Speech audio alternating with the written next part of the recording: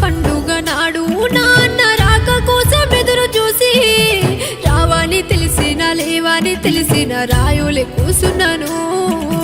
చిన్ననాటి మన జ్ఞాపకాలు నాన్న నెమరు వేసుకుంటూ నేను కడుపులు నా బాధ దిగమింగు